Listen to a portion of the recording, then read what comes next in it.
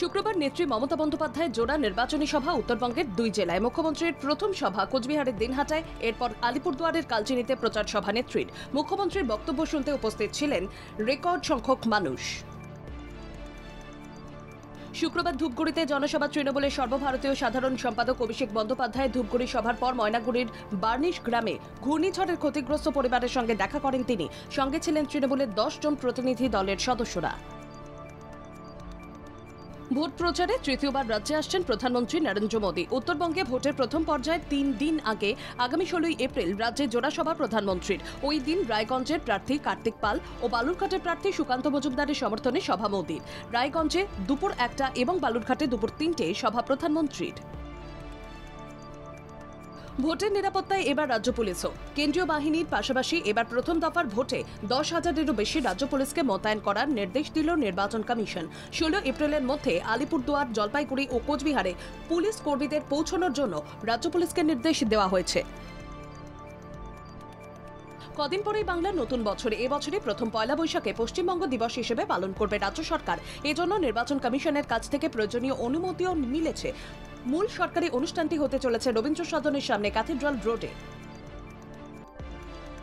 বেঙ্গালুরুতে রামেশ্বরম ক্যাফেতে বিস্ফোরণ কাণ্ডে 2 সন্দেহভাজন গ্রেফতার। কাঁথি থেকে 2 সন্দেহভাজনকে গ্রেফতার করা হয়েছে। ভুয়ো পরিচয়ে কাঁথিতেই আত্মগোপন করেছিল 2 সন্দেহভাজন। 2 জনের মধ্যে একজন বিস্ফোরণ কাণ্ডের মাস্টার মাইন্ড।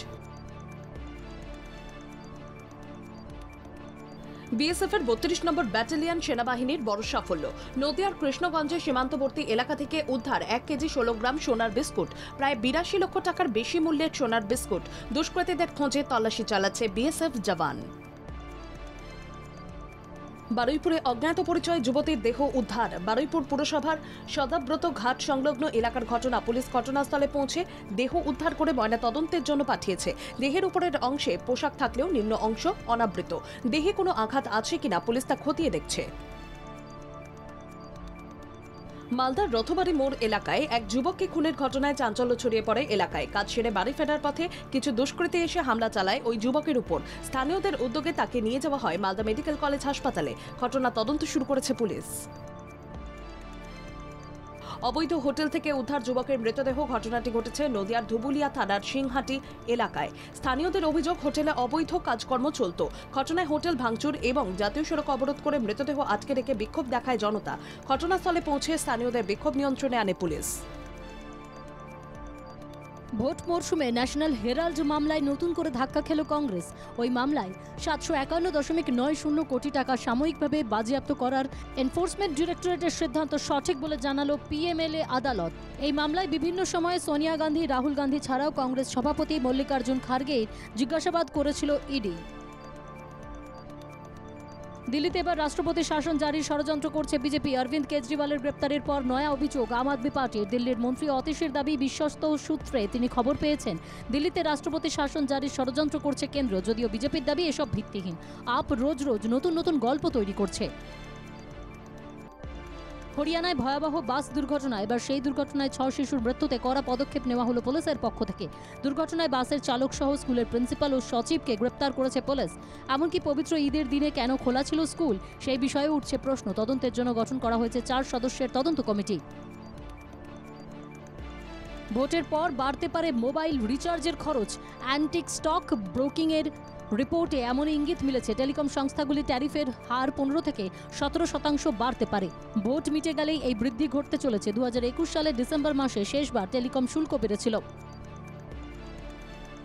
পুলিশ কর্মী ও আধিকারিকদের শরীরে ট্যাটু থাকলে তা মুছে ফেলতে হবে। 15 দিনের সময়সীমা বেঁধে দিল উড়িষ্যার সরকার। তা না হলে কড়া পদক্ষেপ নেবে কর্তৃপক্ষ। হারাতে পারে চাকরিও, নির্দেশ উড়িষ্যা সরকারের। 5 কোটি টাকার রামচরিত মানুষ উপহার হিসেবে অর্পণ করা হলো রামলালাকে। সোনার উপহার তামা দিয়ে তৈরি এই রামচরিত মানুষ। মহামূল্য এই উপহারটি দিয়েছেন মধ্যপ্রদেশের প্রাক্তন আইপিএস সুব্রমণ্যম লক্ষ্মীনারায়ণ। গোটা রামচরিত মানুষ কিভাবে তৈরি করা হবে সেই পরিকল্পনা করেছেন তাঁর স্ত্রী সরস্বতী। দিল্লি ক্যাপিটালসের তরুণ খেলোয়াড় মাইন্সের যাদব প্রথম 2টো ম্যাচ খেলার পর আর নামতে পারেননি মাঠে। তলপেটে ব্যথা নিয়ে মাঠ ছেড়েছিলেন মায়াঙ্ক। কবে তিনি মাঠে নামবেন তা নিয়ে স্পষ্ট কোনো ধারণা না পাওয়া গেলে 19 এপ্রিল তাকে পাওয়া যেতে পারে বলেই মনে করা হচ্ছে। দল না পারলেও ৩৯ বছর বয়সী দীনেশ কার্তিক রয়েছেন একেবারে আগুন ফর্মে। এদিন দীনেশ কার্তিক 23 বলে 53 নট আউট খেলে একেবারে সাড়া ফেলে দিয়েছেন। তারপরেই বহিদের মন্তব্য, দীনেশ হয়তো ওয়ার্ল্ড কাপের জন্য ভাবছেন। মুক্তি পেল জোকার 2 এর ট্রেলার। এবার জোকারের সঙ্গে হার্লি কুইন, অস্কার জয়ী জোয়াকিন ফিনিক্সের সঙ্গে এবার কুইনের চরিত্রে জনপ্রিয় পপস্টার লেডি গাগা। সম্প্রতি সোশ্যাল মিডিয়ায় ভাইরাল হয়েছে একটি ছবি, যেখানে পরিণীতাকে সম্পূর্ণ অন্য লুকে দেখা গিয়েছে। এক শ্রেণীর মত, বোটক্স কিংবা প্লাস্টিক সার্জারির জন্যই এমন লাগছে তাকে।